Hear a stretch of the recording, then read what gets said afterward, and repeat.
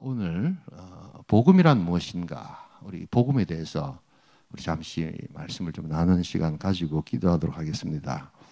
우리 어저께 정말 귀한 우리 온천교회 이렇게 한마음 운동회가 있었습니다. 제가 설교 시간에 짧게 빌립보서 2장에서 한마음 한뜻으로 복음을 위하여 너희들이 또 이렇게 하나님 영광을 나타내고 하나 되어라 라고 이야기하는 구절들에 대해서 이야기를 했습니다. 우리는 자주 복음에 대해서 이야기를 합니다만 이 복음이 무엇인가에 대해서 정확한 이해를 하는 그런 사람들이 의외로 많지 않습니다. 그것은 잘못 이해했다기보다 부분적인 이해로 끝나는 경우가 굉장히 많습니다. 그래서 물론 전체적인 복음에 대해서 이야기를 한다는 것은 성경 전체에 대한 내용들을 우리가 이야기할 수 있지만 오늘 특별히 사도행전 2장에서 이 베드로가 했던 이 오순절 설교, 이 베드로의 설교가 매우 중요합니다. 그래서 우리가 여기서 이 베드로가 전하는 설교, 베드로가 전하는 그러한 말씀을 통해서 우리가 복음을 좀 이해하고 우리가 계속해서 이 복음을 붙드는 지금 우리 10월 27일 이런 어떤 기도 모임 여러 가지 것들이 복음을 붙든 자들의 외침이 돼야 되거든요. 이거 무엇 때문에 하느냐? 가정과 교회를 깨트리고 있는 이 복음에 저항하는 세력들과 함께 우리가 영적인 싸움을 싸우는 것이다 라는 것을 알아야 합니다. 그래서 여러분들이 잘 오늘 들어보시면서 부분적인 이해가 있는 분들이 있습니다. 그러나 우리가 자꾸만 이제 복음에 대해서 전체적인 내용들을 가지고 좀 이것을 이야기할 때 우리나라에 의외로 굉장히 이단들이 많거든요. 그게 왜 그러냐 하면 이 복음에 대한 이해들이 교회 안에서 부족하기 때문입니다. 그리고 자꾸만 조금만 이렇게 여러 가지로 이야기하면 어렵다 이렇게 이야기하고 들으려고 하지 않습니다. 그리고 아주 일부분만 가지고 이야기를 하고 이렇게 하는데 우리는 적어도 하나님의 복음을 맡은 자로서 복음의 온전한 이해를 향해서 나아갈 수 있기를 소원합니다.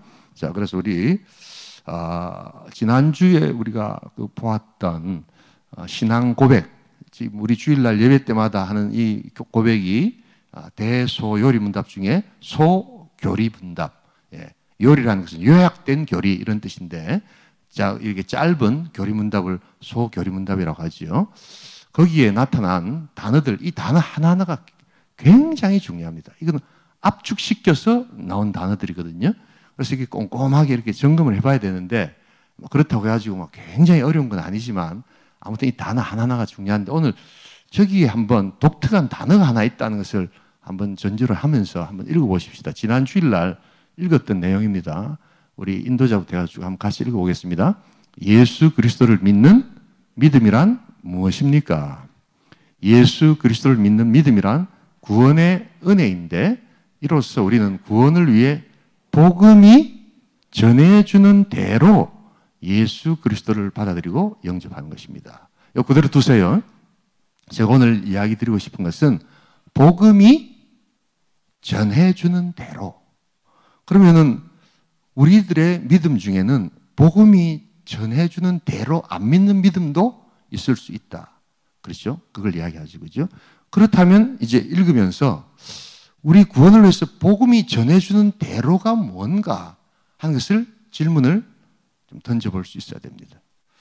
그냥 여기도 복음이라고 하고 저기도 복음이라고 하는데 그럼 복음이 전해주고 이걸 누가 전해주는 것인가 하는 것을 여러분 알아야 합니다. 물론 제일 먼저 성경이 전해주는 대로겠죠. 그러나 성경이 전해주는 대로도 그 안에서 어떤 내용을 이야기하는가 라고 할 때 여러분 꼭 기억해야 될 것은 오늘 이 복음은 그래서 많은 복음들을 이야기하지만 앞에 사도들이 전해주는 대로라는 말이 꼭 들어가야 합니다. 이 사도가 그래서 굉장히 중요합니다.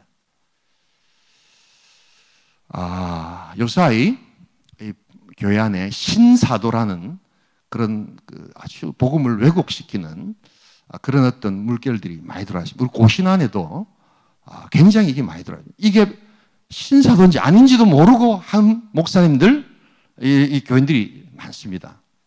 그래서 이 복음의 내용을 자꾸만 변질시키고 있는, 그래서 아마 성도님들 중에도 내가 이야기를 하고 있지만 내가 이렇게 좋아하고 존경하는 목사님이 뭐 이야기하니까 다 맞는 줄 알고 따라가시는 분들도 있습니다. 그러나 일일이 그걸 뭐 신사도입니다, 뭐 잘못된 겁니다 할 수 없기 때문에 하는데 왜곡되어서 그래서 정확하지 않는 내용들을 여러분들 알고 계시는 분들이 많습니다. 다시 한 번 더 기억하지만 우리가 복음이라고 얘기할 때 우리 순복음교에서도 뭘 이야기합니까? 복음 앞에 뭘 붙입니까? 순복음, 정말 참된 복음 뭐 이런 표현을 쓰죠, 그죠?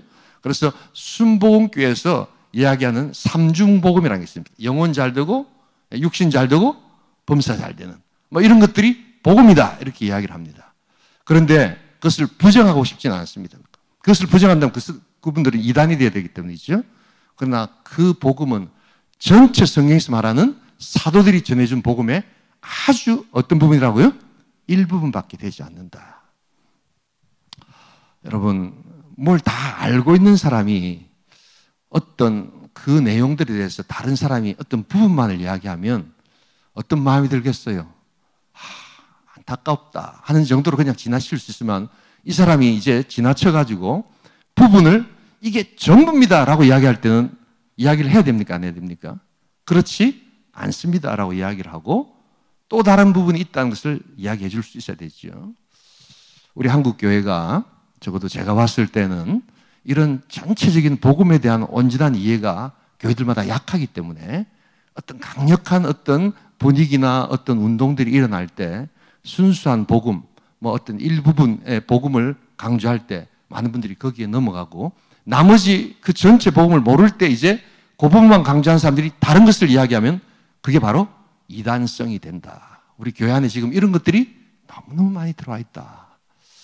그래서 복음을 능력이라고 생각하는 분도 있습니다. 그래서 무슨 이야기를 하는데 뭐 이렇게 방언도 하지 않고 막 이렇게 예언도 하지 않고 신유가 일어나지 않으면 복음이 없다라고 생각하는 분들이 있습니다. 너무너무 안타까운 일입니다. 적어도 예수 그리스도께서 성경을 통해서 이야기할 때 그게 일부였지 전부는 아니었거든요. 그러나 인간이 볼 때는 그것이 아주 신기하고 능력이기 때문에 그것이 복음이라고 이야기하지만 사실은 사도 바울이 이야기했던 그 능력은 사실은 일부분밖에 되지 않는다.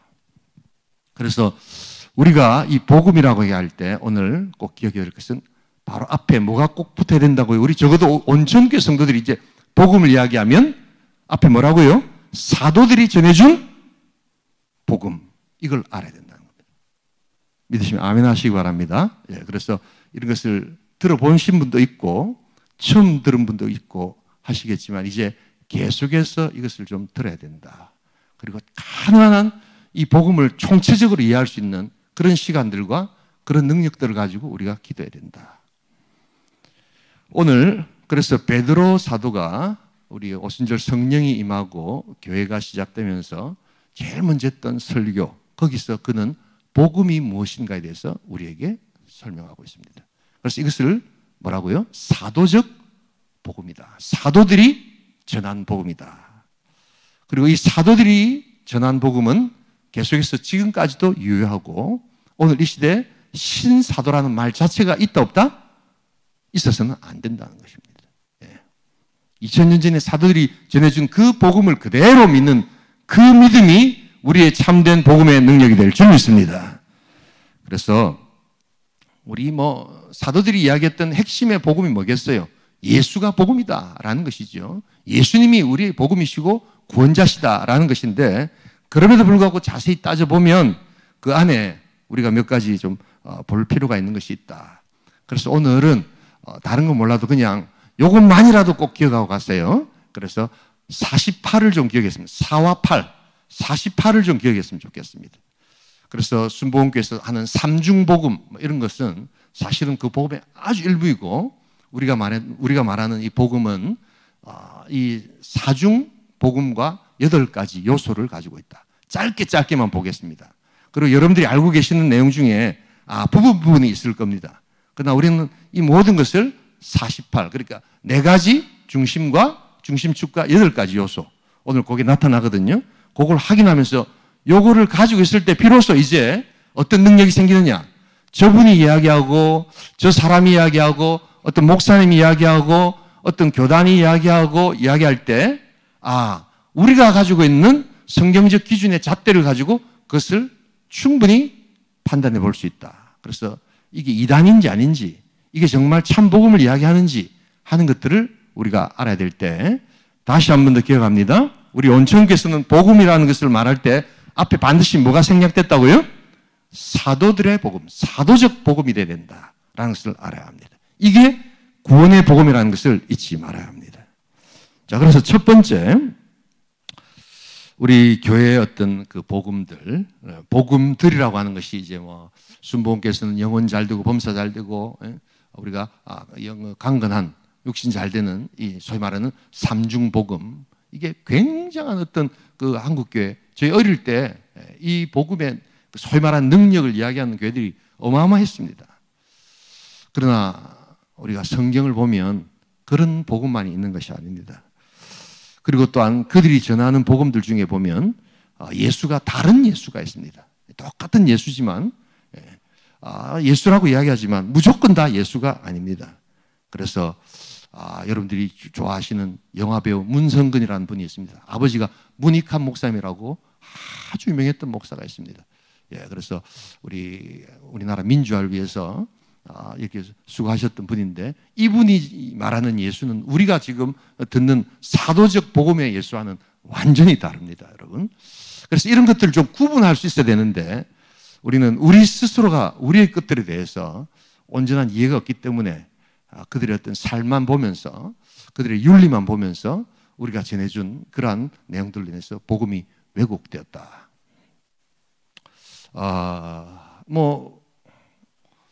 또 누가 있죠? 우리나라에서 유명하신, 하여튼 우리나라는 이 매스컴이 너무 발달되어 있어가지고, 또 우리 고려대학교 철학과 교수를 하시다가 그만두신 도올 김용옥이라는 분이 있습니다. 서울에서 제가 목회를 오래 했는데, 이분에 대해서 좋아하시는 분이 굉장히 많습니다.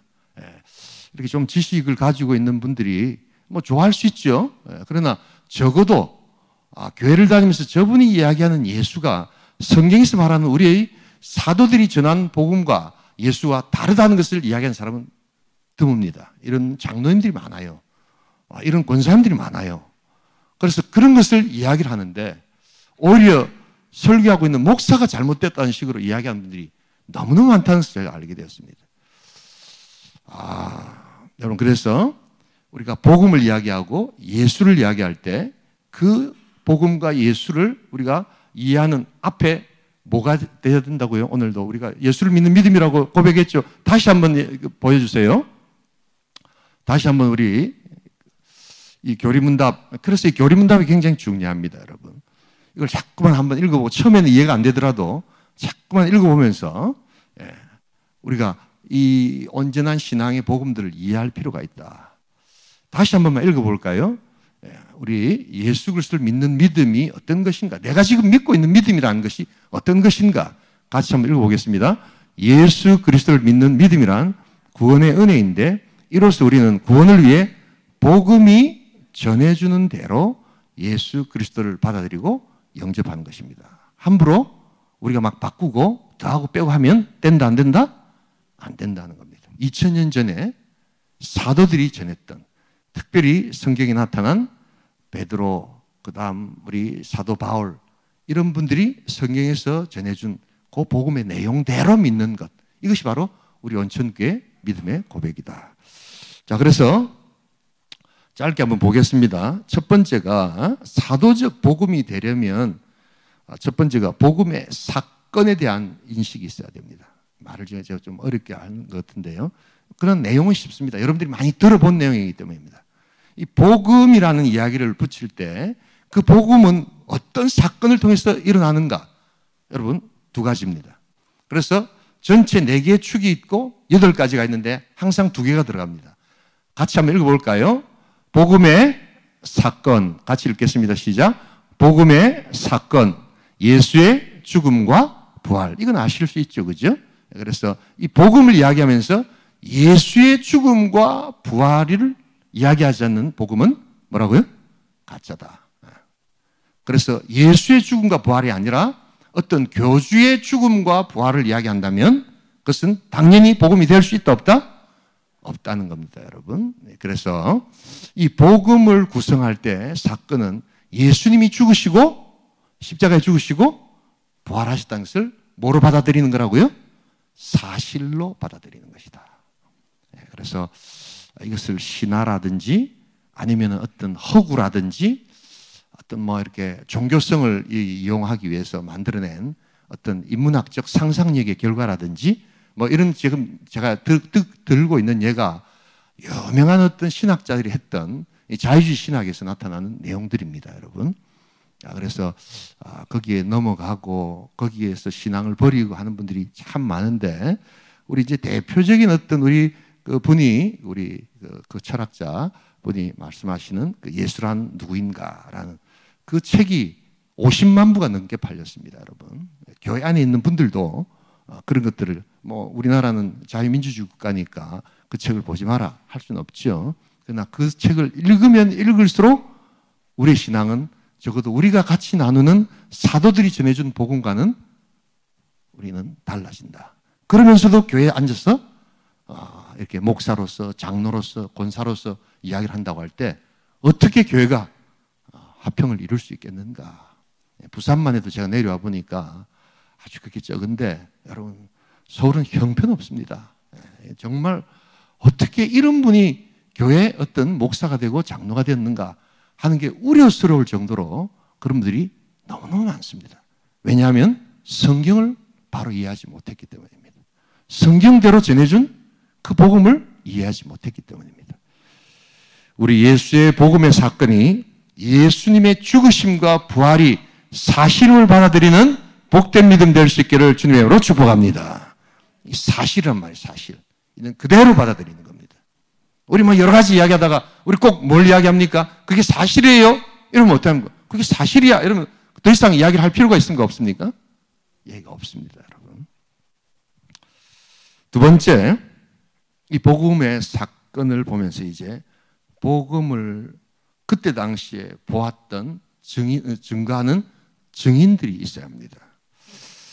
자, 우리 같이 한번 읽어보겠습니다. 복음의 증인, 구약, 가로 열고, 선지자들과 신약, 사도들 이렇게 되어 있습니다. 이건 한번 읽어볼 필요가 있습니다. 우리 베드로 사도가 뭐라고 이야기하는지 2장 우리 31절은 아까 우리 복음의 사건에 대한 내용이고 32절 같이 읽을 때 31절부터 한번 읽어볼까요? 2장 31절, 32절 같이 읽겠습니다. 미리 본고로 그리스도의 부활을 말하되 그가 음부에 버림이 되지 않고 그의 육신이 썩음을 당하지 아니하시리라 하더니 아까 보았던 예수님의 십자가와 부활이죠, 그죠? 예, 이 십자가는 그들이 그대로 지켜보았습니다. 그 사건과 그리고 예수님이 부활했다는 것을 사도 베드로가 이야기를 하죠. 지금 설교하면서 32절에 보니까 같이 읽겠습니다. 이 예수를 하나님이 살리신지라 우리가 다 이 일의 증인이로다 라고 되어 있습니다. 그래서 우리가 다 이 일의 증인이다. 우리라는 것을 누가 포함합니까?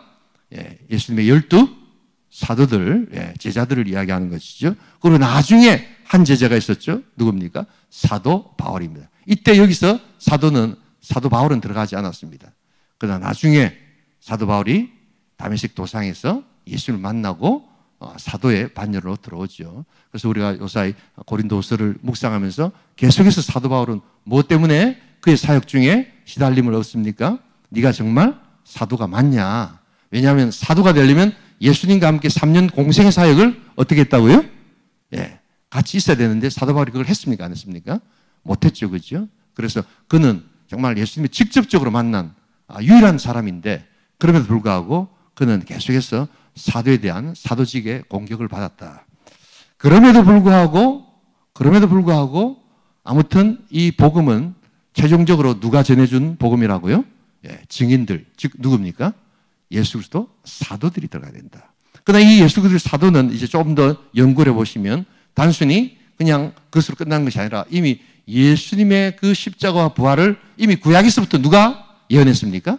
선지자들이 이사야라든지 예레미야라든지 이렇게 선지자들이 장차 오실 메시아에 대해서 뭘 합니까? 예언을 하죠. 그리고 그들은 예수를 직접 눈으로 본 것은 아니지만 장차 오실 메시아를 어떻게 합니까? 그들이 증언하고 또한 전하죠. 그래서 이 모든 것을 가리켜서 뭐라고 이야기합니까? 구속사적인 하나님의 시각이다라고 이렇게 이야기를 합니다. 그래서 이 내용들이 이런 것이구나 할 때 적어도 우리가 이야기하는 이 복음의 증인은 신약만으로 끝나서는 안 되고 구약의 누구라고요? 선지자, 그리고 신약의 사도, 이 두 그룹의 증인이 되어져야 한다. 자, 그러면 이제 어떤 분이 한 500년 전에 나는 예수를 보았습니다 라고 이야기하면서 전한 복음은 참 복음이 될까요? 안 될까요? 될 수가 없습니다. 왜냐하면 이제 더 이상 사도는 존재하지 않기 때문입니다. 항상 이 복음은 구약의 선지자들과 사도들이 전한 복음이 되어야 된다. 더 이상 이제 다른 복음은 없습니다. 자, 그렇다면 이런 복음의 증인들을 이렇게 이야기할 때 신사도라는 말을 표현하면 벌써 딱 이야기를 해야 됩니까? 안 됩니까? 이거 어디서 나온 표현입니까? 라고 물을 수 있어야 됩니다. 새로운 시대에 사도들이 등장했습니다. 여러분, 제가 말씀드렸죠. 제가 유럽에서 공부를 하면서 몰몬에 대해서 한 학기 제가 공부를 한 적이 있습니다. 몰몬교에 대해서. 몰몬교의 선교에 대해서는 우리가 배울 점이 굉장히 많습니다. 그런데 이제 몰몬에 대해서 이야기할 때, 몰몬에 이 유타에 가시면, 저는 이렇게 몰몬에 그 유타에 2번이나 가본 적이 있는데요. 거기 큰 성전인데 그 한 성전은 몰몬 교도들은 아니면 못 들어갑니다. 그러나 다른 어떤 전 세계에서 온 방문객들을 위해서 이렇게 설명해 주는 곳이 있거든요. 거기 가면 한국의 청년들, 이런 청년들이 거기에 공부하러 갔다가 몰몬교를 믿고 거기 이렇게 신앙생활 하는 사람들이 굉장히 많습니다. 몰몬 교도들이 거기에 브링엄영이라는 유명한 대학이 있습니다. 경영학으로 아주 뛰어난 대학이거든요. 그 대학에서 이렇게 한국에서 공부는 하고 싶은데 돈은 없고 이런 사람들을 불러가지고 거의 아주 싼 값에 공부를 시키니까 한국에 있는 아이들이 이게 무슨 대학인지도 모르고 미국에서 아주 싼 값에 이렇게 유학하면서 공부를 할 수 있다는 이야기를 듣고 거기에 많이 갑니다. 서울의 장로님 아들, 권사님 아들도 이게 어떤지도 모르고 거기 가서 공부를 하고 이렇게 신앙을 버리는 이런 사람도 많습니다. 문제는 그러니까 그 장로님들이나 권사님들이 이 아이가 공부를 하러 갈 때 이게 몰몬이라는 것을 알고 이게 잘못된 학교라는 것을 알아야 되는데 그걸 모르고 아이들 다 보낸 거예요. 왜? 미국 가고 이렇게 싼 값에 좋은 경영학을 공부할 수 있기 때문입니다. 경제학을 공부할 수 있기 때문입니다. 아무튼 그런 아이들이 설명을 하는 그런 곳에 가보시면 이 몰몬들이 이야기할 때 자기네들은 12사도들이 오늘 이 시대 12사도들이 우리 몰몬을 이렇게 이끌고 있습니다. 그러면서 그들도 뭐를 이야기합니까? 12사도를 이야기합니다. 그래서 유명한 12 황소가 이 노쟁반을 이렇게 받치고 있는 그런 어떤 큰 그릇이 있거든요. 그래서 황소가 12마리가 되어 있습니다. 그게 바로 12사도를 의미하고 지금 모든 몰몬의 결정을 그 12명의 사도들이 모여서 결정을 한다. 이렇게 이야기를 합니다. 그래서 그들은 사도들을 굉장히 좋아합니다. 왜냐하면 사도가 그들의 복음에 뭐가 되는 겁니까? 근거가 되는 겁니다. 자, 그럴 때 그 사도와 지금 성경에서 말하는 사도가 같습니까? 틀립니까? 다릅니다, 여러분. 우리가 말하는 사도는 성경에서 나타난 예수님과 함께 우리 공생의 사역을 했던, 그리고 사도 바울의 그 사도적 복음을 우리들의 복음으로 이야기해야 된다. 그래서 오늘 이 시대의 사도라고 하는 사람들이 이야기하는 복음은 어떻게 됐다고요? 가짜다라는 것을 알아야 한다는 것입니다. 교회 안에 사도가 있을까요? 없을까요? 네, 없습니다. 기본적인 것들도 우리가 모르기 때문에 신사도 운동을 받아들이는 겁니다. 그리고 신사도라고 하는 오늘 이 시대 미국의 새로운 어떤 사역적 풍조를 가지고 그것을 받아들여서 이야기하는 사람들이 있다. 가장 기본적이고 기초적인 것이 안 돼 있기 때문에 이게 복음의 능력들을 여러분 왜곡시키는 겁니다. 그리고 단지 오늘 이 시대 사람들이 그래서 기도하면서 막 예언을 하고 방언을 하고 능력을 베풀고 하니까 성경 말씀 전하는 사람들은 능력이 없고 복음이 아니고 이런 사람들이 능력이 있다라고 쫓아가는 그런 안타까운 시대가 되어버렸다. 자, 복음의 사건 그리고 복음의 증인 전체 4가지만 하겠습니다. 2가지 남았는데요. 세 번째가 뭡니까? 복음의 조건입니다. 그래서 이것이 복음의 이제 어떤 사건이면 이것이 또한 나의 것이 돼야 되잖아요. 그렇게 생각하지 않으십니까, 여러분? 예. 그러면 그 예수님이 나와 어떤 관계를 맺어야 될 것인가 라고 할 때 그 관계를 맺는 조건이 있습니다. 이것을 복음의 조건이다 이야기하는데 말이 조금 어렵지만 그래도 계속해서 들으세요. 자꾸 들어야지 이게 이해가 됩니다. 같이 한번 읽어보겠습니다. 시작.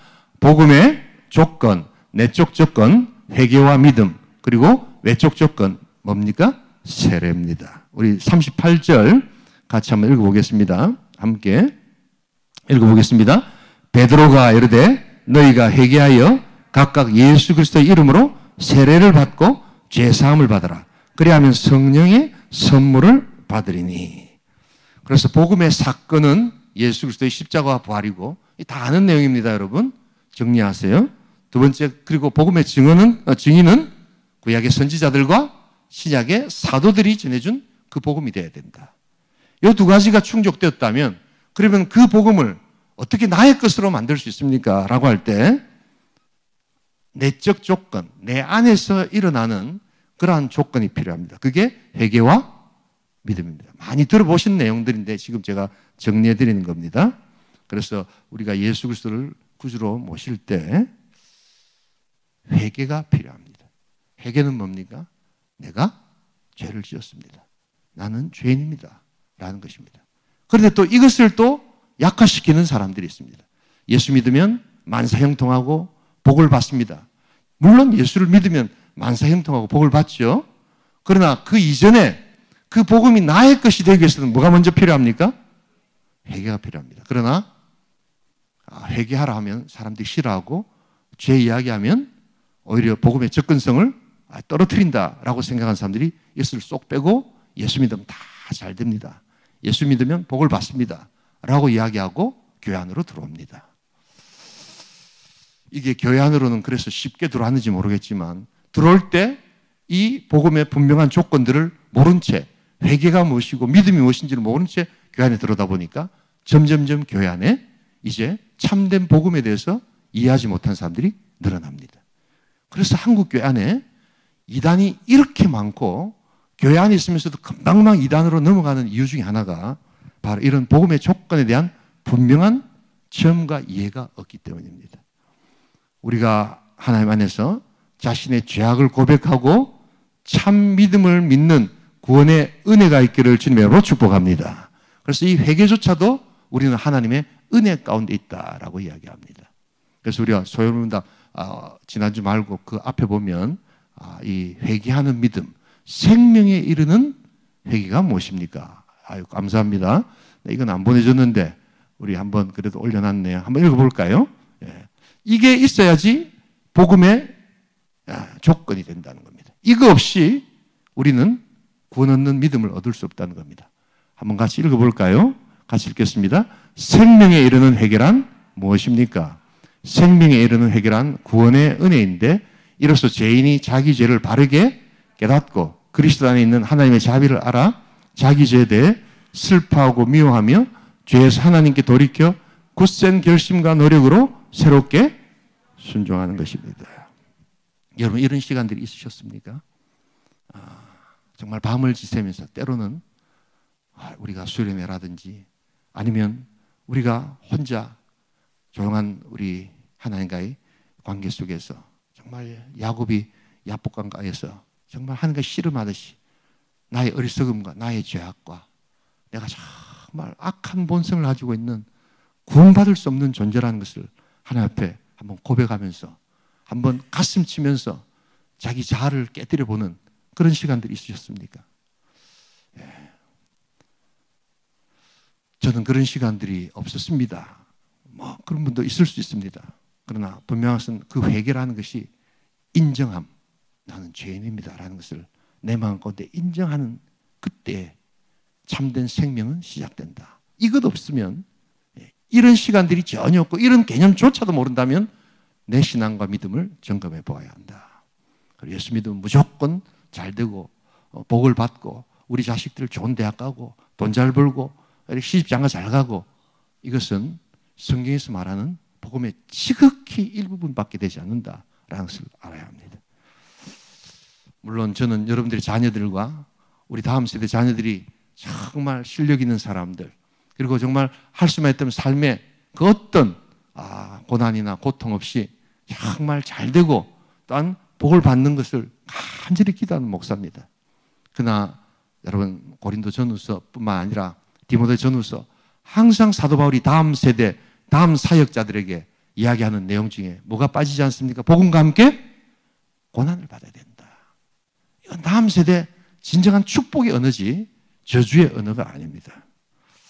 그러나 우리 한국 분들은 적어도 우리가 살아가는 우리 어떤 시대의 사람들은 다음 세대한테 너희들 잘 되고 돈 잘 벌고 복 많이 받고 자식 많이 놓고 뭐 이런 것을 축복의 언어라고 생각하지. 너 고난 받아야 돼? 너 예수님과 함께 고통 받아야 돼? 이러면 좋아하는 사람이 아무도 없습니다, 여러분. 그리고 그것을 저주라고 생각합니다. 그러나 사도 바울은 그렇게 생각하지 않습니다. 복음과 함께 고난을 받으라. 또 한 가지가 있습니다. 그게 뭐냐면 이제 외적 조건입니다. 내가 그래서 죄를 고백했다면, 그래서 믿음과 회개가 있어서 죄를 고백했다면, 그 다음에는 사도 바울이 오늘 베드로 사도가 뭐라고 합니까? 세례를 받아야 된다. 세례를 받아. 이것은 외적 조건에 속한 것이다. 아직까지 세례 안 받으신 분들이 있죠. 내가 진정으로 예수 그리스도를 구주로 영접했다면 세례 받으셔야 합니다. 그리고 교회는 예수 믿는 사람들을 세례 주는 중요한 사역들을 잊지 말아야 합니다. 제가 한두 번 말씀드린 적이 있는데, 목회를 제가 한 30년 하면서 교회 안에 독특하신 분들을 정말 많이 만나보거든요. 그런데 이것은 독특성을 떠나서 참된 신앙이 아니라고 이야기할 수 있는 대표적인 그룹 중에 하나가 교회를 나오면서도 세례를 안 받으려고 하는 사람들이 있습니다. 내가 좀 준비되면 하겠습니다. 목사님, 그거 강요하지 마세요. 이런 분들이 계시더라고요. 서울에 있을 때 그 여자분이신데 정말 신실하신 분이셨어요. 그죠? 광진구라고 있습니다. 광진부청 쪽에 하나은행인가 하여튼 무슨 그 은행이, 제가 미국 가기 전에 하여튼 은행이 하나 있었는데 거기 은행 여자 지점장이셨어요. 여러분, 여자분이 그 광진구에 있는 그 은행의 지점장 정도 할 정도니까 얼마나 열심히 있고 얼마나 사회생활들을 잘했고 얼마나 실력이 있으시겠어요. 진짜 정말 제가 한번 만나 뵈면 그렇게 매너가 좋을 수가 없고, 정말 교회 앉으면 참 기도도 열심히 하고 교회 봉사도 열심히 하시고, 제가 이제 그 네덜란드 있다가 이제 그 교회를 갔는데 그분이 계시더라고요. 그래서 저는 당연히 집 사고 당연히 뭐 이렇게 교회 이제 봉사를 하신 분이니까 너무너무 신실하신 분이에요. 근데 나중에 알고 보니까 세례를 안 받으셨더라고요, 보니까요. 내가 너무 놀래가지고, 이건 우리가 예수를 믿으면 그것은 뭐 일절 다른 걸 떠나서 바로 뭘 하는 겁니까? 그 외적 조건을 내가 선택하는 것이 아니라 내가 예수를 믿으면 바로 성경에서 뭐라고 합니까? 세례를 받아야 된다는 것은 이건 순종의 차원이지 선택의 차원이 아니거든요. 믿으시면 아멘 하시기 바랍니다. 근데 이분은 세례를 받지 않겠다는 거예요. 그리고 자기가 준비되면 하겠다는 겁니다. 아무리 이야기를 해도 듣지 않습니다. 이분은 그런 생각을 하신 것 같아요. 내가 세례를 받으면 이제 완전히 교회에서 완벽하게 예수를 믿어야 된다. 그렇기 때문에 내가 완벽하게 예수를 믿을 수 없어서 내가 마음의 준비가 되고 여러 가지가 되면 그 다음에 세례를 받겠다고 하는 세례에 대한 자기 결정권을 쥐고 있었던 것 같아요. 이건 제 생각입니다.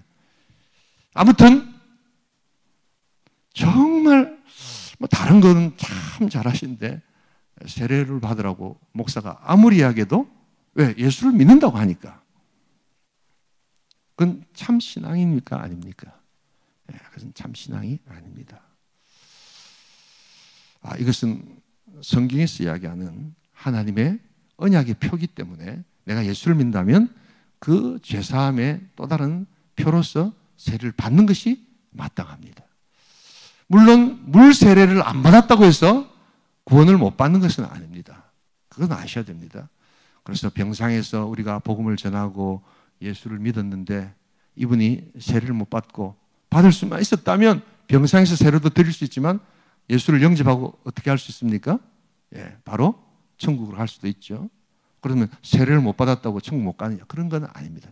그럼에도 불구하고 우리가 오늘 사도 바울이 우리 생명의 복음을 전하는 사도 바울이 이야기하고 베드로 사도가 이야기할 때 우리는 뭘 해야 됩니까? 예수를 믿고 복음의 조건 속에 내적 조건과 외적 조건을 온전히 갖추는 교회, 갖추는 성도가 될 수 있기를 소원합니다. 그렇기 때문에 우리 시니어들이 우리 교회 나오면 우리 노인대학 중심으로 이렇게 그들의 어떤 기분과 어떤 그들의 어떤 놀이 중심으로 가는 것이 아니라 예수를 믿고 세례 받으셔야 됩니다. 근데 안 받으신 분들이 많아요. 그리고 이 세례는 자기가 선택할 수 있다고 생각합니다. 그렇지 않습니다. 그것은 반드시 내가 예수를 믿고 나아가면 반드시 세례 받고 구원의 증표로서 남겨야 되는 것입니다.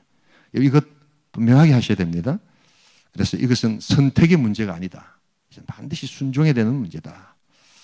그래서 여러분 교회 안에서 어떤 여러 가지 교회 어떤 그 교인들의 의무나 권리들을 행사할 때 반드시 전제 조건이 뭡니까? 세례를 일단 받아야 됩니다. 근데 의외로 여러분 놀랍게도 지금 교회들이 그걸 안 물어봐서 그러는데 물어보시면 집사님들 중에도 세례 안 받은 사람들이 있을 수 있다 없다? 있습니다, 여러분. 저는 그것을 많이 경험합니다. 서로 물어보지 않을 뿐이지요. 그리고 지금 물어봐가 뭐 하겠습니까, 목사님? 뭐 지금 이래가지고 어떻게 하겠습니까? 뭐 이런 분들이 있습니다. 기왕 여기까지 왔는데 뭐 그거 자꾸만 물어보고 이렇게 할 필요 있습니까? 교회가 이징형이 되어버린 겁니다. 네 번째, 자, 복음의 사건, 복음의 증인, 복음의 조건, 그리고 네 번째 마지막입니다. 복음의 약속입니다. 우리 다시 한 번 더 우리 38절 읽어보도록 하겠습니다. 함께 읽겠습니다. 베드로가 이르되 너희가 회개하여 각각 예수 그리스도의 이름으로 세례를 받고 죄사함을 받아라. 그래야하면 성령의 선물을 받으리니. 39절 한 번 더 읽겠습니다. 이 약속은 너희와 너희 자녀와 모든 먼데 사람 곧 주 우리 하나님이 얼마든지 부르시는 자들에게 하신 것이라 하고. 자, 여기서 이 약속이 나에게만 끝납니까? 아니면 그 다음에 다음 세대에 연결됩니까? 예, 너희 자녀와 또 모든 뭔데 여기서 뭐가 나타나는 겁니까? 선교가 나타나는 겁니다. 열방에 있는 사람들, 이 복음의 능력들이 또한 찾아가야 돼서 복음의 약속을 받는다. 그래서 우리는 이 복음을 또 다른 말로 뭐 합니까? 언약의 약속의 복음이다 라고 이렇게 이야기합니다. 이 약속, 이것은 네 혼자만 끝나는 것이 아니라 너희 자녀들과 먼 사람, 열방까지 하나님께서 부르시는 모든 자들, 예수를 구주로 영접하는 모든 자들에게 동시에 임하는 것이다. 그렇기 때문에 우리는 복음을 전해야 하고 또한 다음 세대 우리 언약의 자손들에게 하나님의 말씀을 가르쳐야 되고 선교해야 되는 것이다. 이것은 우리의 선택의 문제가 아니다. 복음이 복음되기 위해서는 이것을 반드시 해야 한다. 그렇기 때문에 우리가 성경을 잘 이해하지 못할 때 교회 예수를 믿는 사람들이 건강한 어떤 그 복음을 가지고 이렇게 결혼한 사람들이 우리는 애기 안 가질래요. 우리는 지금 뭐 여러 가지 한국 사회가 보니까 아이들 사고 교육도 많고 이래서 우리는 애기 안 가질래요. 만약에 그런 이유로 애기를 안 가지겠다고 하면 그들의 신앙을 다시금 점검해 보아야 합니다. 넌 정말 예수를 바로 믿고 있는가? 그 자녀의 어떤 그 임신과 출산의 문제는 적어도 복음을 알고 있는 자들에게 있어서는 이것은 자기 결정권이 아니라 순종의 문제다라는 것을 알아야 합니다. 물론 육신에 문제가 생겨서 임신이 안 되는 경우도 있을 수 있지만 내 의지로 복음에 대해서 난 다음 세대는 천천히 할래요. 이번에는 안 낳겠어요. 이것은 참 신앙이 아니다. 그것을 교회 당회와 또한 우리 성도들이 기존의 신자들이 가르쳐야 되지만 복음을 모르기 때문에 왜 강요합니까? 이런 식의 이야기가 되어지는 겁니다. 그것은 강요의 문제가 아니라 복음을 제대로 이해하고 있는가에 대한 점검의 문제라는 것을 알아야 합니다. 여러분, 그렇기 때문에 오늘 이 복음의 약속은 바로 하나님께 주시는 그 놀라운 죄사함의 역사가 이제 나타난 것이다. 이 약속의 복음의 제일 중요한 내용은 그래서 자유와 기쁨의 복된 소식, 죄사함을 허락해 주신 것이고, 그리고 오늘 성경은 뭐라고 이야기합니까? 너희들에게 성령을 받을 것이다 라고 이야기합니다. 자, 그래서 이 성령님도 복음과 분리된 성령, 그것은 이단이 되는 겁니다. 항상 이 성령은 복음과 함께 받는 하늘의 능력입니다. 믿으시면 아멘 하시기 바랍니다. 이 복음을 강조하지 않고 성령만을 이야기할 때 이 성령은 영지주적이 된다. 영지주의라는 건 뭐라면 여러분 어렵게 생각하지 마시고 어떤 그 영적인 능력의 엘리트 의식을 여러분 생각하시면 됩니다. 그래서 엘리트라고 아시죠? 막 이렇게 평범한 것들 중에 특별한 사람만 모으는, 저희들 학교 다닐 때는 특별반이라고 있었거든요. 요즘에는 그런 것을 못하게 하는데 우리는 학교 다니면서 문과반, 이과반 이러면서 특별반을 만들어가지고 공부를 더 시키고 막 이렇게 했거든요. 벌써 학교 다니면서 한 반에서 뭡니까? 이렇게 특별반이 나눠져가지고 이렇게 실력 차이가 나는 것을 아이들이 이렇게 느끼고, 뭐 저도 특별반에 있었습니다만 우리는 그게 뭐 당연한 건 줄 알았습니다. 공부 더 잘하니까 뭐 이렇게 더 공부 많이 하고 공부 못하면 나누는 줄 알았는데 이게 이제 우열을 나눈다 해가지고 평등주의에 이렇게 어긋난다 해가지고 요즘 학교에서는 그렇게 안 하거든요. 교회도 마찬가지입니다. 교회 안에도 이 영지주의적인 사고를 갖고 있는 사람들이 있습니다. 어떤 특별한 어떤 은사와 계시와 이런 것들을 아주 특별한 하나님께서 특별히 사랑하시는 자. 그래서 교회 안에 보면 이런 사람들이 따로 모여서 막 모임을 하고 이러거든요. 그래서 하나님께서 특별히 택하셨다. 하나님께서 교회 공동체로 부르신 모든 모임이 특별한 하나님의 모임인 줄 믿습니다. 이런 생각을 하지 않는단 말이에요. 그래서 아주 이렇게 은밀하게 모여가지고 우리끼리 이너서클을 만드는 이런 것이 참 많았습니다. 참 많고, 그리고 이렇게 모이면서 뭔가 나에게 하나님께서 특별한 은혜와 은사를 주셨다라고 하는, 이게 영지주의적인 발상이다라는 것을 알아야 합니다. 그러나 하나님께서는 예수를 믿고 온전한 복음을 믿는 모든 자에게 하나님의 약속의 선물을 허락하여 주신 줄 믿습니다. 여러분, 이것이 바로 하나님의 능력이라는 것을 잊지 말아야 합니다. 특별하게 막 받고 이너서클이 되니까 아주 우리 인간이 타락한 본성이 있기 때문에 내가 좀 우쭐해지죠. 남들이 못하고 있는, 나는 너보다 좀 더 나아. 하나님을 이해하는데 훨씬 좀 더 낫고 더 열심히 있고 다른 사람들은 교회에 대해서 생각을 안 해도 우리는 더 열심을 내야 돼. 뭐 이렇게 강조하는 이런 것들이 영지주의적인, 아주 우리 기독교 초기에 가장 기독교를 위협했던 게 뭡니까? 놀랍게도 너무나도 영적으로 열심히 있었던 바로 그 사람들 때문에 기독교가 오히려 공격을 받았다. 자, 그래서 복음의 약속 마지막으로 한번 정리합시다. 같이 한번 읽겠습니다. 4번 한번 읽으실까요? 같이 읽겠습니다. 복음의 약속, 죄사함과 성령. 요 총체적인 4가지 중심축과 8가지 요소가 여러분 계속해서 섞여서 나오는 게 성경입니다. 특별히 신약 성경입니다. 그래서 오늘 제가 한번 정리를 해드렸는데요.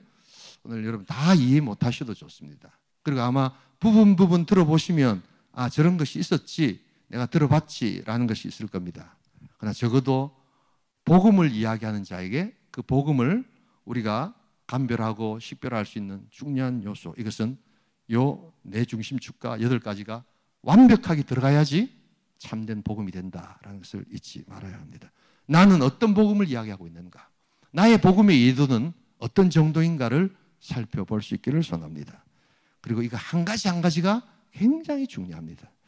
그러나 오늘 적어도 우리가 정말 교회 안에 이단들이 너무 많고, 교회 안에 정말 자기 나름대로 이렇게 신앙생활하는, 성경대로 믿지 않는 그런 어떤 모습들, 그래서 그걸 가르치는 목사들조차도 이게 하나님께서 주신 복음의 능력으로 지도를 해야 되는 건지, 이게 강요하는 건지 구분도 안 된 채로 우리가 교회 일을 하는 그런 너무나도 안타까운 일들이 비일비재하다라는 것을 잊지 말아야 합니다.